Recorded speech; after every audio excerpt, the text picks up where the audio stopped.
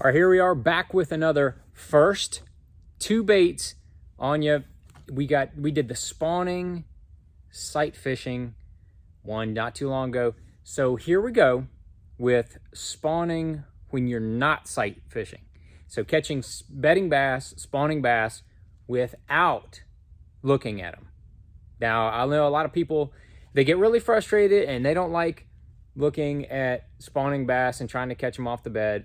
But there's a time, there's a 2 to 3 week window when the majority of the bass in your lake are going to be spawning. So if you don't want to visually catch them off beds, we give you a couple baits. My first two, we'll give you an honorable mention as well. But we have first two that you should probably keep in your hand. Don't even look in the water. Just keep your eyes closed. No, don't keep your eyes closed. You're just gonna go along the bank and fish those spawning areas. Use these couple baits, and you'll probably have very good luck. Now, this is right during the spawn, right when the fish are spawning. And number one is going to be weighted stick bait. This is a Missile Baits 48. This is wacky rigged. This is a little crossover ring from VMC that's on there. But that's what I'm going to be throwing. I like the octopus hook for going wacky. This is an inline octopus. You can see the inline portion up here, and I have really good hookups with that. That's a 1/0 size. I'm throwing that either on 16 or 18 pound Sunline braid. I go straight braid most of the time. Now, I went with the 48. A Senko is good. A Senko will sink a little faster than this bait right here. And then I like a trick worm as well, but a trick worm is going to stay really high in the water column. So the 48 is kind of in between. You know, it has a sink rate, has that shimmy. Now the trick worm is going to stay up a little higher, or finesse worm, whatever you're going to be using, going to stay up a little higher. So if you're fishing real shallow, you might want to go trick worm. If you're going to be like the one catch-all is the 48. Now the Senko is a little faster sink.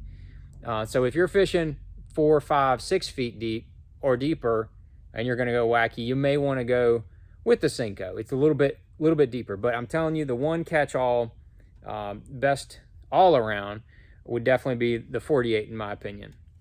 So that's the bait. I'm going to throw that on a Cashin micro jig rod, the Icon micro jig rod. You know, Daiwa. You just want a good, at least a 2500. You could even go 3000 spool size. If you got a 2000, that's just fine. But I like the 16 or 18 pound Sunline X Plasma braid on there, just straight braid. You can run a leader. That's fine. That's no problem. You can run the leader on there. Oh Lord, about knocked the camera over. Okay, we're back. But yeah, and you're just gonna throw that around shallow targets. I'm talking like 6 inches, real shallow.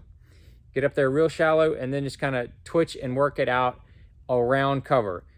Dock poles on most lakes, inside grass lines or holes in the grass if you're fishing around grass. Little grass points as well. Any kind of stump or anything visual you can see in the water that's back in the pockets, that's protected from the wind. That's where typically the bass are going to be spawning. Like I said, you don't have to physically look and see the bass.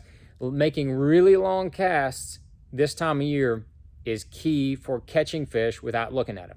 So if I see that there's a stump in the back of this pocket way up there like 30 yards, I'm going to bomb that 48 just past that stump. That's the sound it makes. I love it when somebody's fishing a wacky worm or a Senko or something. You can always hear it when they cast. They go, whew, whew. That's the sound. But anyway, whew, you throw it out there past that stump or whatever you see, and twitch it just right up next to it, and then let it settle just a little bit, and then just kind of give it real subtle twitches, and you can get absolutely bit. And those fish, when they don't suspect anybody's around, they're going to be a little bit more aggressive towards something that's going like that around their bed area, versus when you get up close to them and you try to do that, they're going to be a little spooky because they can see you and they're worried about birds and stuff coming in there and snatching them up. But anyway, that's why that's going to be my first call. Second one is going to be, where'd it go? Second one's going to be old Mr. D Bomber. Green pumpkin red or green pumpkin flash. Those are my two colors during the spawn. Love, love, love, love those two colors. Something about those two. I don't know why, but the destroyer. Now I'll flip the destroyer and the D-bomb. I kind of mix them up. A lot of times I'll have both on the deck and kind of, alternate between the two. I'll usually use the D-bomb in green pumpkin red and then the destroyer in green pumpkin flash. But if I'm only going with one, I'm gonna probably go with the D-bomb. I'm gonna pitch that around, any kind of laydowns or those stumps like I was talking about, making it long pitches to where I can see those. But the difference is I'm gonna be fishing it really slow in a small space. So if in that laydown, I might, if it's a really good looking laydown and it's kind of small and it's isolated, there's not a whole bunch of laydowns around, I'm gonna pick that laydown apart. I'm gonna make a really slow methodical pitches in there from a long distance. I don't want to get close to that laydown again. Make long pitches. Got probably a 5/16 or 3/8 ounce weight, either one. 20 to 25 pound sunline shooter, cash and flipping stick, high speed dowel reel. That's kind of the setup there for those long pitches. And you're going to pick apart those laydowns, pick apart those stumps. Like if there's an isolated stump, I'm going to make a cast on the right side, make a cast on the left side, make a cast kind of right over the top of it. And I'm going to bang that weight into the stump and the roots and just knock around in there. And I'm going to try to do it from as far away as possible. So that's if there's any flooded bushes, oh, Lord of mercy, you want to get right down to the base of those bushes. Sometimes you might need to bump up if you're in some thicker cover. Might need to bump up to like a 1/2 ounce weight so that when that weight hits the bottom, it's going to make that sound. That can trigger those fish during the spawn when lighter weights don't get bit. So keep that in mind when you're flipping around those first two baits. But I'm going to go ahead and give you an honorable mention. Well, I'm going to give you I'm going to give you the Florida exception. The Florida exception is when those fish are spawning in Florida, those natural lakes, more so Florida. Man, sometimes when they're spawning, they want a straight worm. I mean, like, you can throw a D-bomb and you can throw all kind of other stuff in there. Maybe they'll think about it. You switch to a straight worm and start flipping it around in those spawning areas where you can't really see them, and all of a sudden you just get bit. Now, I've seen this for 20 years, and dead sticking in Florida is a thing. It is 100% a thing. But I'll probably just put a 1/4 ounce weight on there as a missile baits quiver. I mean, dude, any kind of straight worm is going to be good. Trick worm, but the quiver's got a little more mass to it. So if you're going to be flipping it on bait casting equipment, because you'll get your feelings hurt real quick in Florida if you hook into one of the mooses and you're not throwing real equipment, real heavy stuff. You throw in there, get it to where you think there's a hole in the grass or where you feel like there's a fish spawning. Throw in there, and I'm telling you what, just might as well check and see if you can see any ospreys or eagles or anything. You're just going to be looking all around, and then maybe just give it a little twitch. And a lot of times when you reel up to get ready to reel in, they'll be easing off. So that's the Florida exception on the flip bait. And then the honorable mention is the old Z-Man Jackhammer.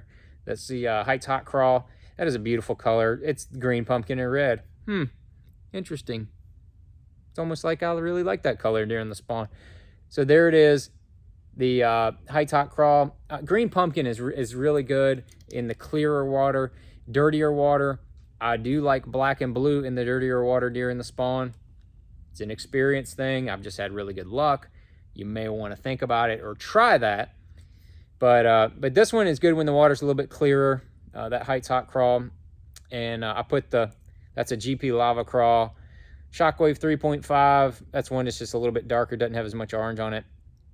I like that in the clear water. If it's got a little more stain in it, I want that one that has more orange in it. That orange looks hot. It's righteous. It's righteous, baby. But that's an honorable mention for the jackhammer, 3/8 or 1/2 ounce, depending on how deep you're fishing. And of course, it's on a Cashin chatterbait rod with 20-pound Sunline Sniper is what I go with there. I use Sniper when I'm making more of like crankbaits, spinnerbaits, chatterbaits kind of thing. And then the shooter's more for flipping, pitching, worming, any of that kind of stuff. That's the difference. But anyway, if you've got two baits that I didn't even mention, your first two, that are something different for catching spawning or bedding bass without looking at them, let's hear it. Now, I'm not talking about post-spawn, not talking about fry garters. We'll get to that later. We're not talking about that. We're talking about bedding bass, bass that are on the nest, on the bed. They're making plates, they're making dishes, they're making moon craters. They're making that stuff, but you want to catch them without having to look at them. I want to know your first two, and hopefully, maybe I'll learn something. Maybe I'll get something to put into my repertoire. So anyway, thanks for watching.